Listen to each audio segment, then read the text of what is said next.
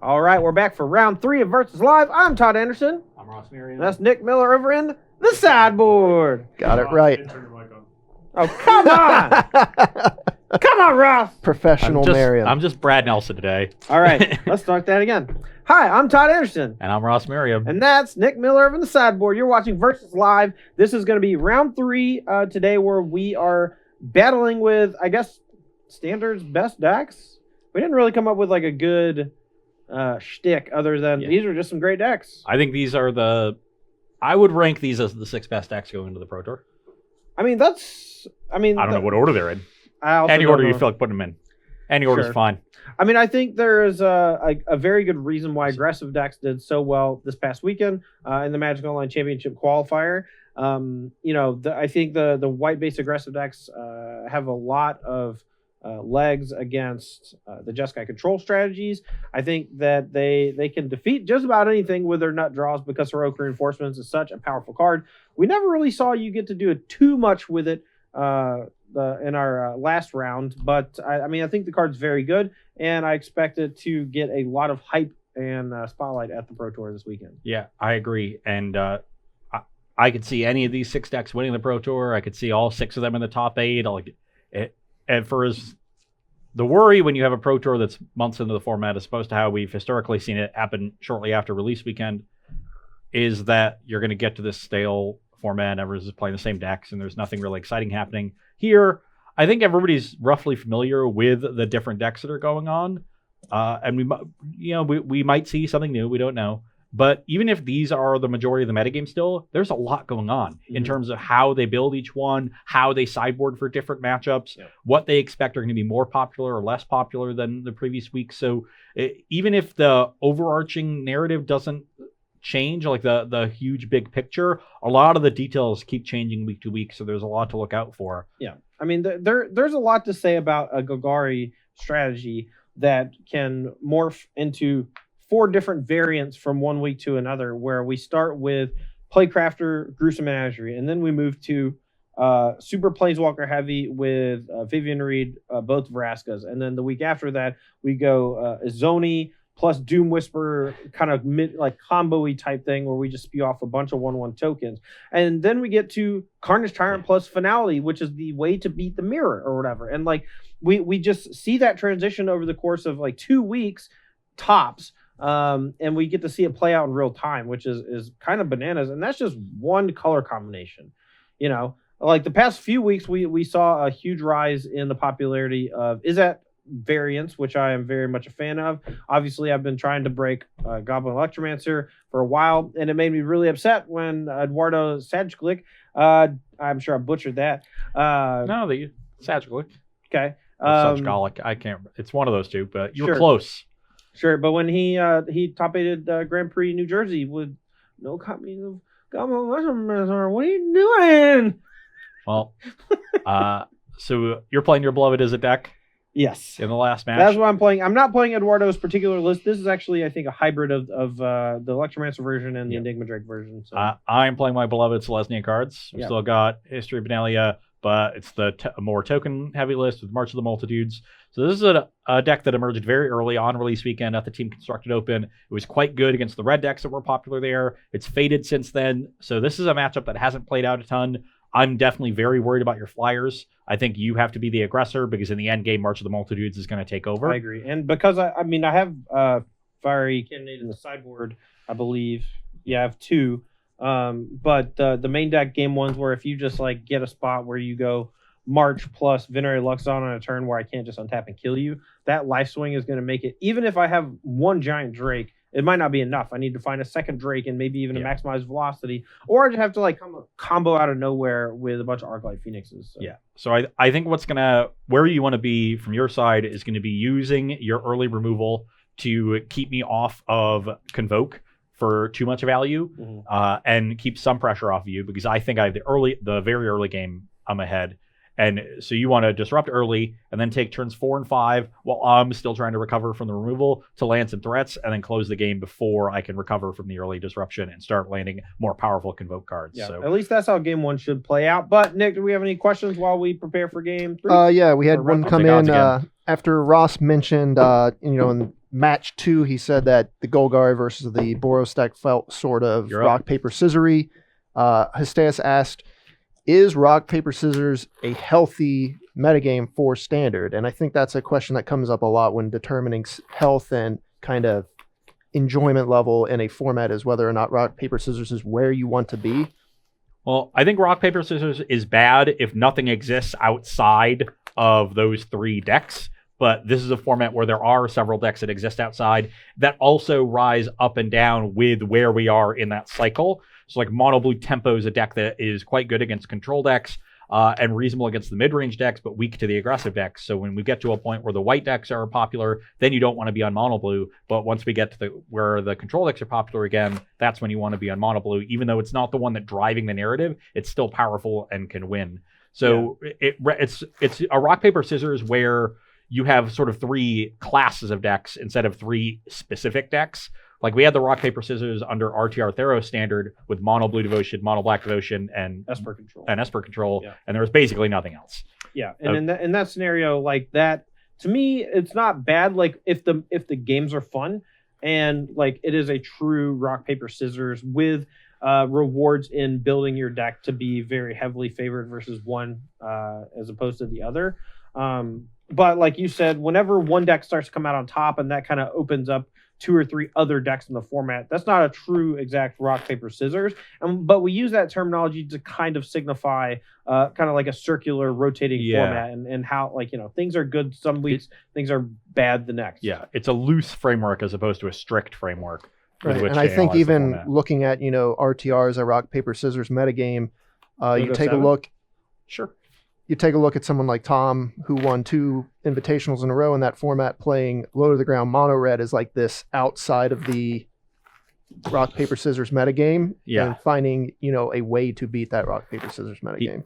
He did that a little bit later in the format when it opened up a little. There were some of the Jund Planeswalkers or Jund Monsters decks, and green-white got a lot better towards the end. And then eventually we had Goblin Rabblemaster and Stoke the Flames in the core set that unlocked the red decks. So the format did open up a little bit towards the end. The rock, paper, scissors really happened from about the time people figured out that you should play 4-pack rats and mono black, and that deck became great, to the time that the monsters deck started emerging. There was like a 6-month stretch where there were really only 3 decks. That's when we were really locked into the rock, paper, scissors. All right. Well, we have both decided to mold 7. My hand is still not great, but we're going to keep it. It's probably advantages Todd.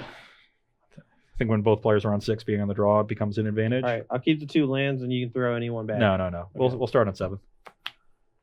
I want to have good games where we both get to do our things. And wow, that one has no lands. All right. Pick one. Pick one. Sorry. Pick one. Okay, pick none. Yeah. Any more questions over there, Nick, while I'm trying to find a playable hand?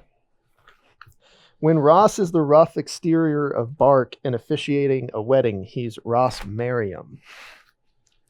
Nice. That's Mary. That is the derivation of the name is Mary Ham, which means happy home. I thought the more you know. If you go back far enough, it's Meryham.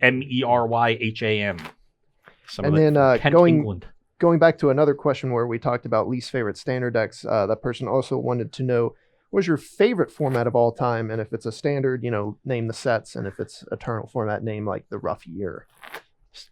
Standard format, that was Kamigawa Original Ravnica. Get out. Just Kamigawa, really? That format was great. I mean, I played that Pro Tour. It was fun. Yeah. It wasn't that fun. There were like 40 decks, though. Yeah, there were so many different decks. There's Harpy to Spring combo. There's like 4 different versions of black-white aggro. Yeah. There's the Gruul deck, the Zoo deck. Come on with the shuffling. Blue red with Wildfire. We got to play some actual Magic today. Do we? Or can we just talk about it? I would like to go home. Yeah, I'm hungry. I want to go get some lunch. Some lunch? It's almost 4 o'clock. Well, second lunch. You know, we start filming at the time where I used to eat lunch. Now I just have to eat around versus lunch schedule. Okay. Well, this is not a great hand, but if I can find some early plays, we can get there. My favorite standard format is not an early play. Either Delver standard which devolved into only Delvers, but before that it was pretty fun. Or it's Just Guy Black, both of which are great. All right, Tormenting Voice. We will pitch Bacon Bolt. Draw two. Your turn. Okay.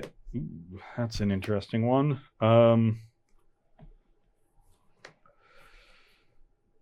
I will cast a Sapling Migration. Sure. Pass the turn. Land. Tilt. Let's get some magic saplings here. Chart of course. All right, we hit the land. Nice. That's lucky. Discard Phoenix. Play this. There you go. Attack for 2. 8 or 16. Sorry, I was shocked. History Manila. That's a good start. Pass the turn. If we had been able to draw a land last turn and played Enigma Drake, I think we might have had a chance to race here. But as it stands, I think we are just going to get run over. So I can play an Enigma Drake here, right? Actually, I probably should have played a Crash Through last turn. That was probably bad. Just to try to hit land. I had a thought, but this is just too slow now. All right. Draw 2. Okay. So everything's too slow, and we're continuing to cast cards that don't affect the battlefield. Yeah. It's, Yeah, it's called being desperate. All right, and now we have to crash through into exactly opt. Tilt. Go. And I'm dead. Dead. Make another night token. Yep. If I had had a land, I think I would have just played Crackling Drake, but I think Enigma Drake is not good enough on that spot to just play. I could be wrong. I just feel like I'm going to get hit with a Conclave Tribunal and then lose on the spot. Play a Thorn Lieutenant and get the Star City's Blessing. Sure. Attack you for 2. 2? Yikes. And then play a Venerated Loxodon. Get some counters on my stuff. Okay. Pass the turn. Hey, opt. Right in time. Man, I missed this. All right, am I just dead next You're turn? at 16. That's the question. Well, I have 10, 15, 19, 23 damage and a Conclave Tribunal in my hand. And if I draw a land, I can Tristani. Man, who chose this match? Just want to ask that. This does not feel very good. Well, I said the key was going to be you interacting in the early turns, and you didn't do that. Well, even if, what am I going to interact with? Your History of Benalia that generates 2 things? Yes. Or your Sapperling Migration that generates 2 things? Or the Thorn Lieutenant that generates 2 things? Any of those things. I'm serious. Like, so you just have to kill the tokens. I didn't draw anything to kill the tokens except for Beacon Bolt that I discarded. Well, that's a problem. You need to draw more shocks. Yeah, I would have rather have just hit my 3rd land on time and played a frickin' Enigma Drake so that all my dirtling translates to more raw damage, and you have to take like a half a turn off or whatever to Conclave Tribunal it. But instead, I spun my wheels and died without putting a threat on the battlefield. Yeah, shock is so important in that Phoenix deck to against any deck that's pressuring you, so that you can at least keep your health total high enough to where you can then get to the point where you're casting the Drakes and the Phoenixes. Agreed. We got a 9-month resubscription from Cranked WI. Appreciate that. Everyone's hyped for the fiery cannonade blowouts coming in here. Oh yeah. I don't want to take a break here unless we need to. We're good. All right, so we're just going to sideboard and answer questions as we're figuring out sideboarding. So I'll just start on my side. I think I want the Sarkin Nimzat package that this version is playing specifically. Definitely want the cannonades. And then I'm not sure how many of these counterspells I want. I think Spell Pierce is going to be dope because I think Ross is going to board a little bit bigger.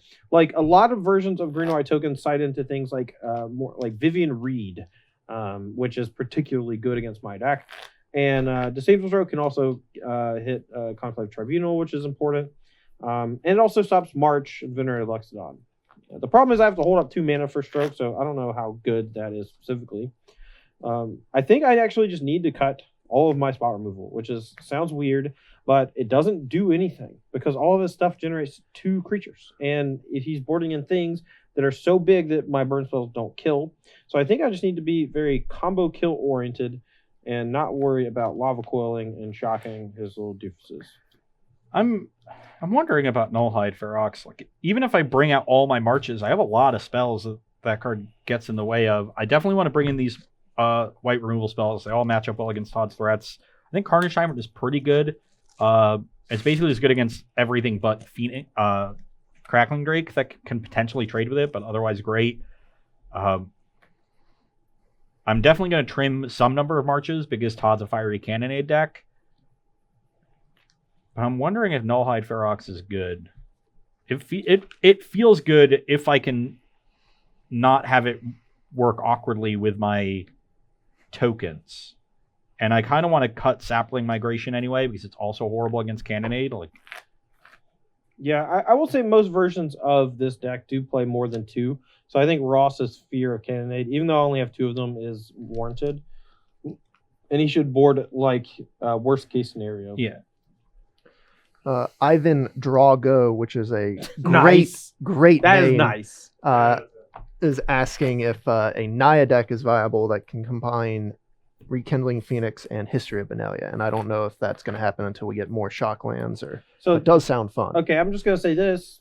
Whenever you ask a question like, is Naya possible? And you tell me a red card and a white card, and you don't tell me a green card, I don't know what the heck you want to play green for. You know, if you want to play a green-white token deck and you're trying to splash for Kindling Phoenix, no, that's not possible. You need Stomping Ground at the very least, because if you want to be a base green-white deck, you can't just splash for Kindling Phoenix. Yeah. You know, and I think that's a pitfall a lot of people fall into in the early stages of building standard decks, is that they try to put all the spells they want to play into a big pile and then just kind of say, 25 lands in their deck list. Like they're just like 4 this, 4 that, 3 this, 1 of that, 25 lands. And then someone else who's smarter than me fix it. You know what? Fix it yourself. I don't got time for that. I would also say if you want to play History of Benalia and Rekindling Phoenix, I think you just want to play Brad's deck. Yeah, just right? play Brad Nelson's tried and true strat. Agreed. But I agree with Todd. I'll put it a little bit more eloquently, No. where mana is the central cog of Magic, and the spells are the flashy part of it, but it's the mana that makes everything run. And if you start focusing on the mana, I think your deck building will improve drastically. So, like, follow where the mana is good. That's what initially got me onto Selesnya because of Flower Flourish. Like, they have this mana fixer that other guilds don't have that also turns into a spell in the late game that works really well with the other Selesnya cards. And so that was the card that I fixated on. Like, when I was building for Pro Tour Aether Revolt, that's the second set of Kaladesh, right? Mm-hmm. I looked at the mana and I fixated on Renegade Map because there's an artifact block. This is an artifact that would fix your mana really well, and I built this like cool improvised deck with the Felidar Guardian Saheeli combo, and it looked really good, but it couldn't quite pressure people enough because Tezzeret ended up just not being good enough. Yeah. And as it turned out, I was on the right track looking at mana and looking at a card like Renegade Map, but it just turned out that Attuned with Aether was way better at doing the same thing. Yeah. And we just saw these energy decks that used the Felidar Guardian Saheeli combo. So I was on the right track. I just went down a different path. I got distracted by artifacts. But that's the kind of thing, like, even though I ended up at literally a completely different deck than 4-color Saheeli, I feel like I was close. Because I'm like, well, you had the same. No, you had the same support pieces in the wrong color. Like instead of, what was your? I was like Heart of Kirin, Maverick Thopterist, early artifacts. I had like 2 Implement of Combustion because it could stop the combo. Sure. As another cheap artifact, and then Fatal Push, which is really good with Tezzeret. Like play Tezzeret plus sack it, Fatal Push a 4-drop. Honestly, that sounds a lot like the Teamer. Yeah, a bunch of Planeswalkers, Saheeli and then you went over the top with Herald of Anguish. Yeah, that was sweet. And you don't get the thing it didn't have Rogue Refiner. Right, the Rogue Refiner was huge. Whirl of Virtuoso was gigantic. Yeah. Maverick Thopterist was your Whirl of Virtuoso. It wasn't like couldn't get as broken, but it was like really good on that turn 3, stabilized against aggressive decks. All right, you just didn't have an equivalent of Rogue down Refiner right now. Are we okay? Yeah, let's top down so we can talk about the actual sideboarding. So we are boarding out all our removal. We are boarding out 1 maximized velocity, still leaving 1 in the deck. We're gonna go a little bit bigger with try to nut draw with Sarkhan into Nimbuzet. And then we have a couple of means of protection with Dive Down and Spell Pierce, and then a couple sweepers. What are you doing? I'm going to try the more conservative approach here and just trim on my token elements and bring in a large threat and then good removal against Todd's Flyers so I can buy time. And I'll reconsider Null Ferox if we go to a third game. There's just too many spells. Between Flower Flourish and History Benalia. No, Ferox is just for like disinformation campaign Nicol Bolas or whatever. Yeah. Like it should not come in a matchup like this where my entire game like you have like you were talking about before game one, you think that my easiest way to win is by interaction early and buying enough time to kill you with a flyer. I think that any point of interaction that I have with you should not involve spot removal because it's just not worthwhile. Like, you know, like you played Saprolan Migration and History of Benalia.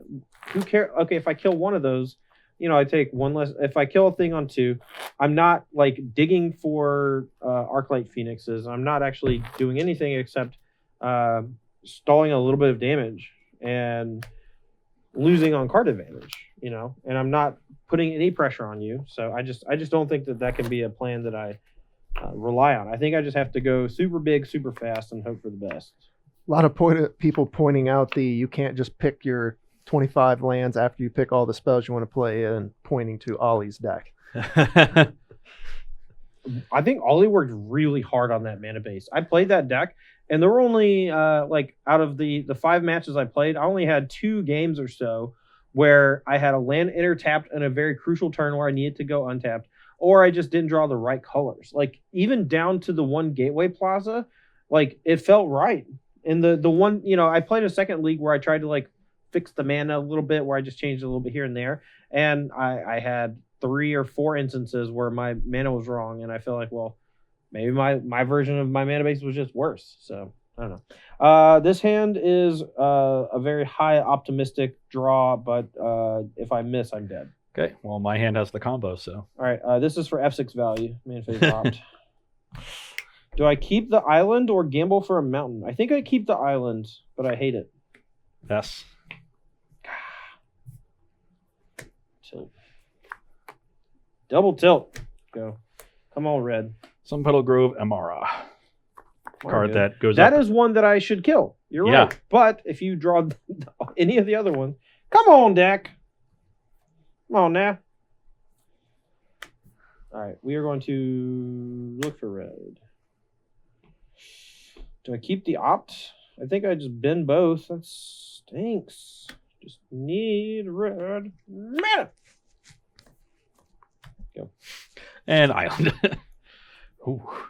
I cannot believe this is happening right now. This is really Attack frustrating. 2. Yeah. What do I get again? I know it's a 1 with soldier. Oh, yeah. It's the lifelink soldier that we don't have, and we just use barrages anyway. Yeah. History Benalia, get a knight. Yep. Pass the turn. We use barrages. We like to promote our players. Yeah. Sure. You're at 18. I'm getting very mad right now. Go. Draw. What is happening? Make another knight. Sure. Salt Anderson. Yeah. Yeah. This is about as salty as you're going to see me, at least today. Playing mono blue Phoenix over Yeah, there. mono blue Phoenix. Let's go. Attack you for If 3. that was a deck, that'd be kind of cool. I'll take it, and you can play your Venerated Lux. Brings you to know? 15. I'm going to play Thorn Lieutenant into Venerated Lux. Sure. Why don't you just attack with this and get a Because token? I want to counter on it in case of Fiery Cannonade. I'm gonna get the thing anyway. Sure. Ooh, now we drew red mana. I played the sequence this way so that I get all my 2 toughness creatures up to 3. I don't really care about the 1/1s. They're going to die to Cannonade anyway, so I'll just take the damage. Well, my Goblin Electromancer is mostly worthless now, so that's cool. And I could have played Second History instead of Thorn Lieutenant, I guess, but Yeah, this matchup just seems abysmal. I just can't kill it. Cannonade doesn't kill anything. yeah, I probably should have just played Second History. Where have you been? If I'd gone turn 2 Electromancer, I would have done great things. Yeah, I bet. Electromancer was definitely a card that I was scared of. You found red mana. How do I The not game's die? afoot. Is it? Not. All right, He's we're going to facing down 22 right now. We're gonna double radical and hope we draw something. Oh, we found op. Nice. Okay. Let's. I guess we opt first in case we draw another Phoenix. Well, again, this candidate doesn't kill anything except Aaron Barrett. That kills Aaron Barrett. Wow, you gonna do Aaron like that? That's I rude. mean, he plays a lot of decks that Fiery Cannonade is good against. If you cast Fiery Cannonade against, I don't know if I've ever seen him play any deck that doesn't just get wiped Yeah. by Yeah. Pyroclasm. All right, your turn. Okay, so I'm going to draw and third chapter of the history. So I have 4 toughness creatures. That seems good. Yeah, so this is going in front of one of them. And try to block as much as I can that has 3. So I think I'm looking to sorry, these are 5s, right? So I think I have to go here. I take yeah, 9, these are 10, 5s. 11. You're at 15 Yeah. right now. I'm at 50. I think I can survive if you don't have any way to pump or kill. Really? Really? You're just a jerk. Those have vigilance. Don't care. Yeah, I Got know another you don't token. Care. Why would you? You're super far ahead. So now Todd has to chump block one of these. Yeah, trade 5, with you. 9, 13, 14, Yeah. 15. I'm dead. No, this one tapped for Oh, shit. Tribunal. So you Okay. get to block like So that and I'm trade and go going to 1. Great. I have no outs. All right, I'm dead. We've also been missing all the lifelink on these, but I don't care. Ooh, I'm at like 3 or 4 extra life. I No don't one know. cares. Time is it? Yeah. Are we done It's yet? If I just played the other history, you would have been 3:52. dead. that All right, turn. we got 8 minutes of time to answer some questions. All right, people, ship Um, the questions my way. We've been lacking them, but we want to get them in here for the last couple of Just minutes. want to say, when this deck performs poorly, this is that Drake's deck. When you draw poorly, it looks like you're playing a different format. I know I've been playing the Drake's deck on Arena, and there's the draws that just annihilate anything your opponent's playing, and then there's the draws where you draw 25 cards and you don't put anything on the board.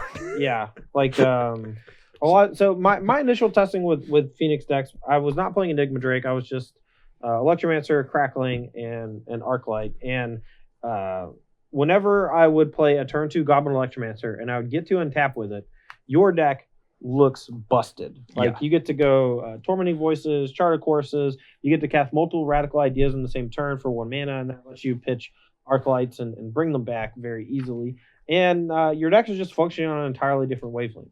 But the versions that we're playing Enigma Drake are a little bit better against the likes of Deafening Clarion because your creatures, other than Arclight, just don't get snagged by it. And but they're a little less explosive because you don't have this 2-drop that is a must kill. Instead, you get an Enigma Drake, which is a kind of must kill, but not. You don't have to do it right away. Like you have to do it before it gets around like 4 or 5 power. It also lets you play a bunch of more 1 mana cantrips like Warlord's Fury and Crash Through as your cantrips, as opposed to Radical Idea, Tormenting Voice, Charter Course. Like the 2 mana ones are a little bit harder to play when you're not playing Electromancer. So basically, what you two are telling me is that this is the standard version of Hollow One. No, I mean yes. Actually, that's Yeah. a very fine comparison. When your things happen, you just look like you're playing a different game. Yeah. And sometimes you look like you're playing a different game, but in the bad way. Yeah, I mean your nut draws are A+, and your bad draws are F-. Yeah. I don't know if there's a such thing. You as fluctuate F-. from playing Legacy to playing Limited. Yeah, I mean if you ever turn 1 Burning Inquiry and play a single Hollow One, that's like or more. If you single Hollow One or more, great. If you ever discard a Hollow One on a Burning Inquiry and then pass the turn, your deck looks embarrassing. I'll say that. I am partial to the Burning Inquiry, then your opponent misses their land drop. Beef nice. Beef Sandwich 28 with the sub. Appreciate that. Good Beef name. sandwich with the Somebody likes sub. Arby's. Oh man, I'm hungry now. Well, I was hungry before. Now I'm Ross, even how do you hungry. feel about the Selesnya deck against Golgari? I think this deck should be pretty good against Golgari. Like you have power going along. I think you can sideboard in a way that you mitigate the effects of Golden Demise. You almost always move away from Sapling Migration in the post-sideboard games. Thorn Lieutenant survives. Can you mitigate the effects of Finality? That's the real question. Because Finality feels like it's always going to be a dagger straight to the heart. Yeah, finality is a problem. Maybe you won't. it's hard to like Ferox that matchup. So maybe that's an issue.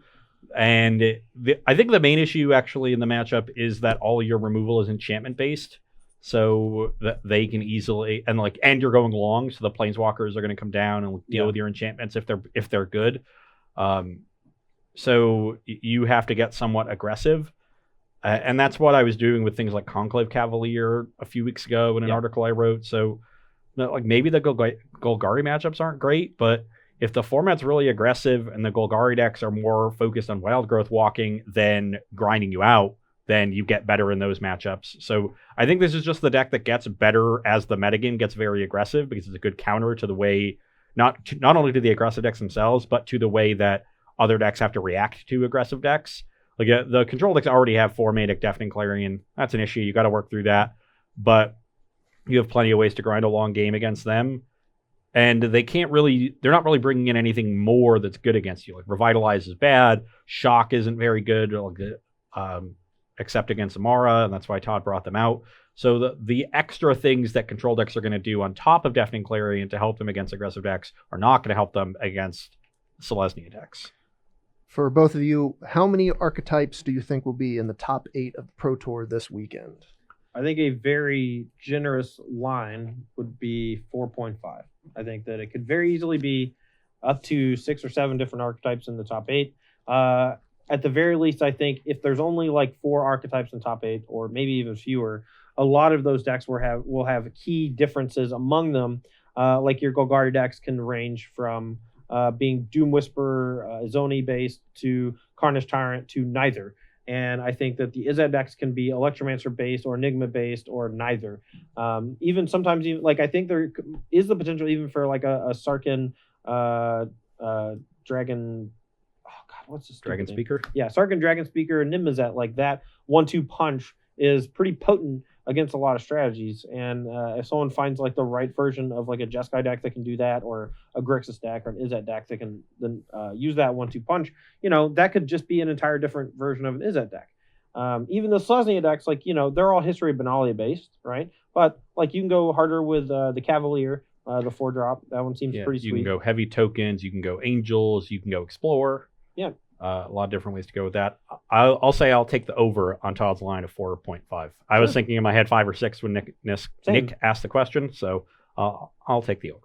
Yeah, I think there's a good chance at least 5 as well, because I think it depends on how you have to be like maybe a Jeskai, some sort of aggressive red deck, a Golgari deck, probably a Phoenix deck, because I think a lot of like the Finkles of the crowd are going to be leaning to those types of decks. So like maybe Play Skill will bring those decks to the forefront. I think we're going to see some brews coming out. I think they've had a lot of time to work on this format.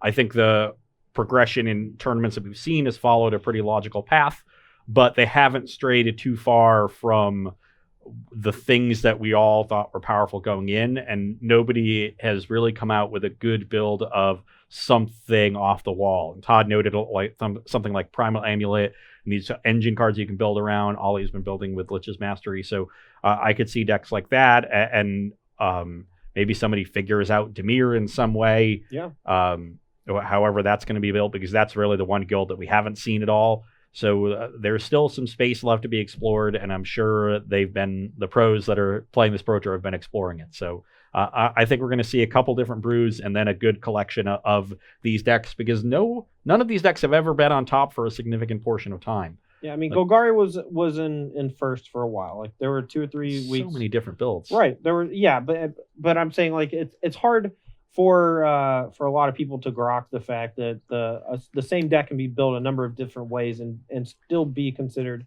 the same archetype, but it's not really. Yeah.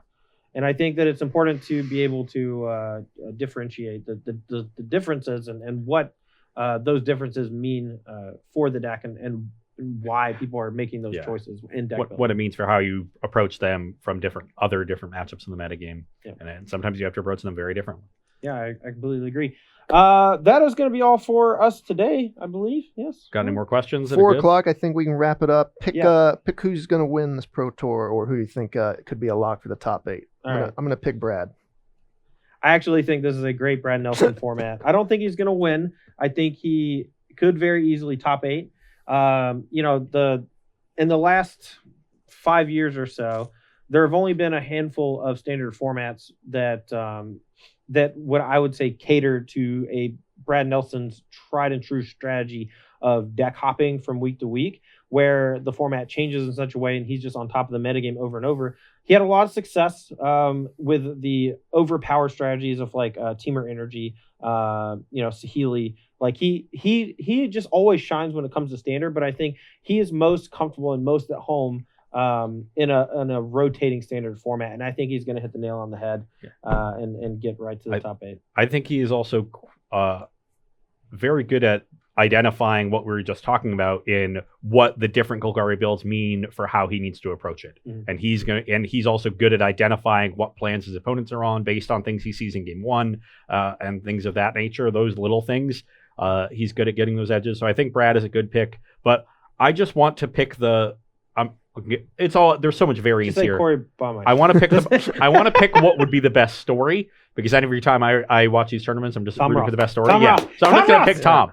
I want to change my answer to Tom because Ross. top 8 of this Pro Tour would be absurd. Yeah, it would just be unbelievable. Like technically not qualified until like a week before. It's like, oh, I guess I'll show up and just crushes everyone. Oh yeah, it would be ridiculous. Tom is also going to be at the Vegas Team Open, teaming with the Bayou boys, Jody Keith, Aaron Barrich. Nice. So that sounds pretty hot. That does sound hot. I'd be glad to be there covering that one. Yeah. All right. Well, that's going to do it for Ross Mayer and myself. Thanks to Robert. Thanks for Nick Miller for being over there in the booth, making sure that everything runs smoothly. If you live in the United States and you are the age of 18 or older, please go vote today. The polls are open. I want to say 7 or 8 o'clock. It depends on where you're at, but you got some time. Please go vote. Please do it. We need it. Also on Friday, Desert Bus for Hope. 9 a.m. Pacific time starting this Friday. They'll probably go for about a week. They play the game Desert Bus. It's brought to you by Loading Ready Run, and there are going to be a ton of other people involved. While they're playing Desert Bus, they entertain the audience in any way they need to in order to get... the game does not. Yeah, because the game does not. It's a ton of fun, and they are raising money for Child's Play, a charity that increases the quality of life for children in pediatric hospitals and other child welfare facilities through the joys of gaming. So a wonderful cause. Please show up to that if you have time, and if you have the money, please donate what you can. Any amount counts. Last year, they raised over $650,000 in a week, which is an incredible number. Yeah. It'll be a great time. I'm sure I'll find some time to tune in at some point, be active in the chat. And we've been plugging it for a little while now, so we hope that a bunch of you join in and we make this the biggest year yet. All right. Well, thanks for watching Versus Live by StartCGames.com. For everyone, I'm Todd Anderson. That's Ross Merriam. Thanks for watching. We'll see you on Thursday.